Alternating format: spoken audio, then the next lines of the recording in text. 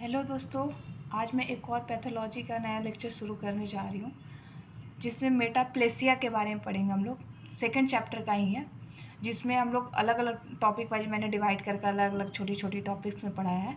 तो आज हम लोग मेटाप्लेसिया के बारे में पढ़ेंगे।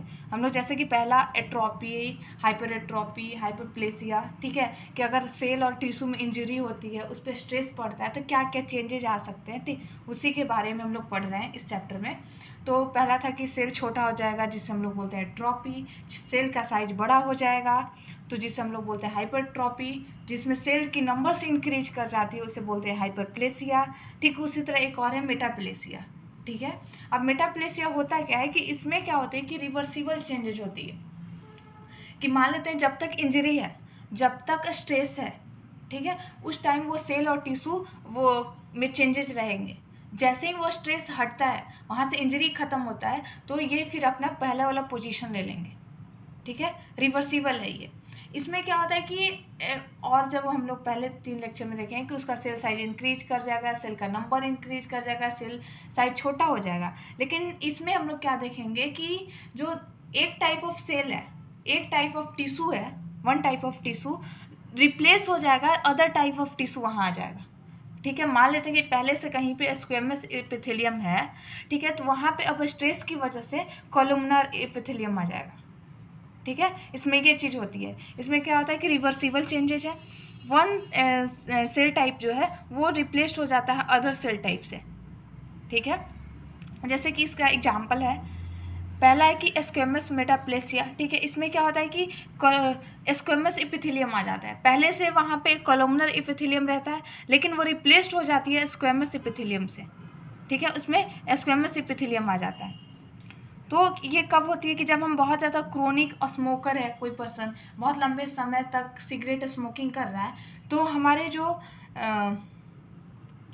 ट्रैकिया है, ठीक है, ट्रैकिया में कौन से स्ट्रेटिफाइड कोलमनर एपिथेलियम जो रहते हैं उसमें सिलिएटेड कोलमनर एपिथेलियम, हमारा जो ये ट्रैकिया है, ब्रोंकाई है, ये सारी मान लेते हैं ब्रोंकाई है, वहाँ पे सिलिएटेड कोलमनर एपिथेलियम रहते हैं जो कि रिप्लेस्ड हो जाते हैं स्ट्रेटिफाइड स्क्वेमस एपिथेलियम से।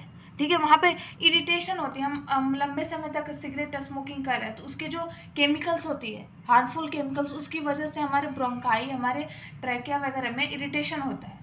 अगर वहाँ पे इरिटेशन हो रहा है तो वहाँ पे पहले से कौन सी सेल रहती है, कौन सी टिश्यू रहती है, कोलमनर एपिथेलियम रहती है, सिलिएटेड कोलमनर एपिथेलियम रहती है। Due to irritation, due to cigarette smoking, वहाँ पे अब स्ट्रेटिफाइड स्क्वेमस एपिथेलियम आ जाती है। ठीक है, तो ये मेटाप्लेसिया का एक एग्जांपल हो गया। अब दूसरा था कोलमनर मेटाप्लेसिया। अब इसमें क्या होता है कि पहले से स्क्वेमस एपिथेलियम रहेंगे, अब वो वहाँ पे उस जगह पे स्क्वेमस एपिथेलियम के जगह पे अब कोलमनर एपिथेलियम आ जाएंगे। तो ये कब होता है, एक बारेट एसोफेगस का नाम दिया गया है, एक डिजीज नहीं बोलेंगे, एक रिफ्लैक्स एक्शन होती है हमारी बॉडी में।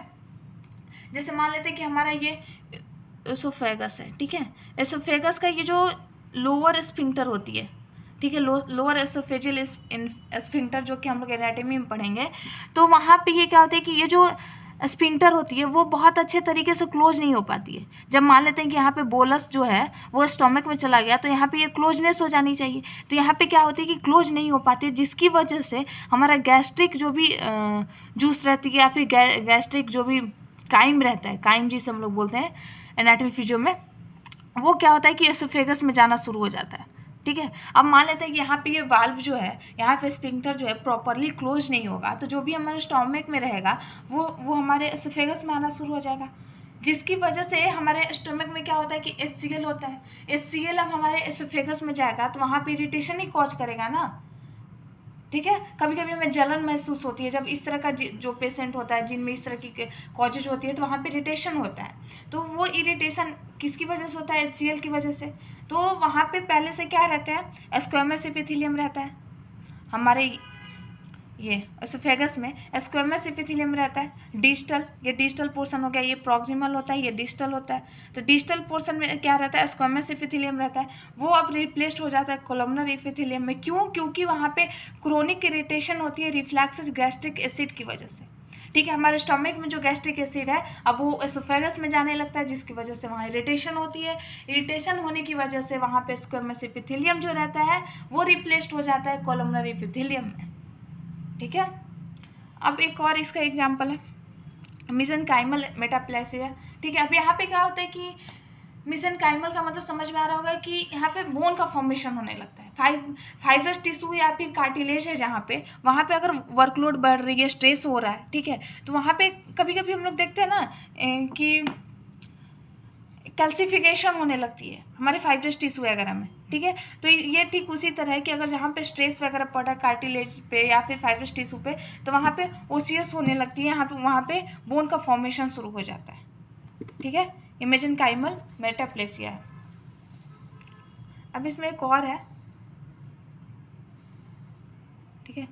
कार्टिलेजिनस मेटाप्लेसिया क्या है कि occurring during healing of fracture, healing, अगर कहीं पे फ्रैक्चर हो रखी है, ठीक है, वहाँ पे अगर हीलिंग होती है, हीलिंग प्रोसेस होती है, तो वहाँ पे कार्टिलेज आ जाती है, कार्टिलेज फॉर्म हो जाती है। कोई भी अगर हीलिंग प्रोसेस चल रहा है, कोई भी वुंड है, वहाँ पे हीलिंग प्रोसेस चल रहा है, वहाँ पे कार्टिलेज आ जाती है, तो इसको हम बोलते हैं कार्टिलेजिनस मेटाप्लेसिया बोलते हैं, ठीक है। इसी लेक्चर में हम लोग डिस्प्लेसिया के बारे में भी कंसिडर करेंगे, क्योंकि एक बहुत ही छोटा टॉपिक है ये, तो इसके बारे में हम लोग आज देख लेते हैं। तो डिस्प्लेसिया में क्या होता है कि मेटाप्लेसिया और हाइपरप्लेसिया दोनों कंडीशन आता है, दोनों को मिक्सअप को बोलते हैं, ठीक है। मेटाप्लेसिया क्या होगा कि वहाँ पे जो सेल टाइप था वो दूसरा सेल टाइप आ जाएगा, मेटाप्लेसिया, ठीक है। हाइपरप्लेसिया में क्या हो जाएगा कि नंबर इंक्रीज कर जाएगा, नंबर जो है नंबर ऑफ सेल्स इंक्रीज कर जाएंगे, तो ये दोनों की कॉम्बिनेशन होती है इसमें डिस्प्लेसिया में। एबनॉर्मल चेंजेज होती है सेलुलर शेप, साइज, ये तो हम लोग जानते हैं कि ये सारी चीज़ें एबनॉर्मल चेंजेज हो रही है, इसमें दोनों चीज़ होती है, मेटाप्लेसिया और हाइपरप्लेसिया, ठीक है, ध्यान रखिएगा। जैसे मान लेते हैं expansion of immature cell due to decrease and location of mature cell. मान लेते हैं कोई ऐसी प्लेस है, कोई बॉडी का ऐसी फंक्शन पार्ट है, ठीक है, जहाँ पे क्या हो रहा है कि जो मैच्योर सेल्स हैं, जो भी हमारा मैच्योर सेल्स है, ठीक है, कहीं पे मैच्योर सेल्स है, उसकी नंबर जो है डिक्रीज कर रही है, ठीक है, मैच्योर सेल्स से, तो वहाँ पे क्या होगा कि इमैच्योर सेल्स का नंबर क्या हो जाएगा, इंक्रीज कर जाएगा, ठीक है। तो यहाँ पे दो कंडीशन हो रहा है कि रिप्लेस कर रहा है, किसको, मैच्योर सेल को रिप्लेस कर रहा है इमैच्योर सेल, तो क्या होगा मेटाप्लेसिया।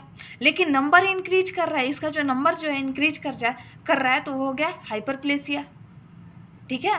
Two types of effect happen हो रहे हैं यहाँ पे कि अगर इमैच्योर सेल जो है रिप्लेस कर दे रहा है मैच्योर सेल्स को, तो वहाँ पे क्या हो जा रहा है, वहाँ पे क्या हो जाएगा, मेटाप्लेसिया हो जाएगा, ठीक है।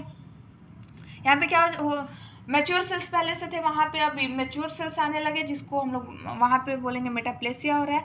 ठीक वहीं पे क्या होगा कि इमैच्योर सेल का नंबर से इंक्रीज कर जाएगा, जिसे हम लोग बोलेंगे हाइपरप्लेसिया हो रहा है। यानी ये दोनों कंडीशन को मिला के डिस्प्लेसिया होता है, ठीक है। इसका कॉमनेस्ट एग्जाम्पल क्या है, कहाँ पे होते हैं, जहाँ पे यूटेराइन इन्फेक्शन वगैरह, सर्विक्स इन्फेक्शन हो जाता है, वहाँ पे होता है। रेस्पिरेटरी ट्रैक्ट में अगर लंबे समय तक कोई स्मोकिंग वगैरह कर रहा है, तो वहाँ पे इरिटेशन की वजह से ये होता है, ठीक है।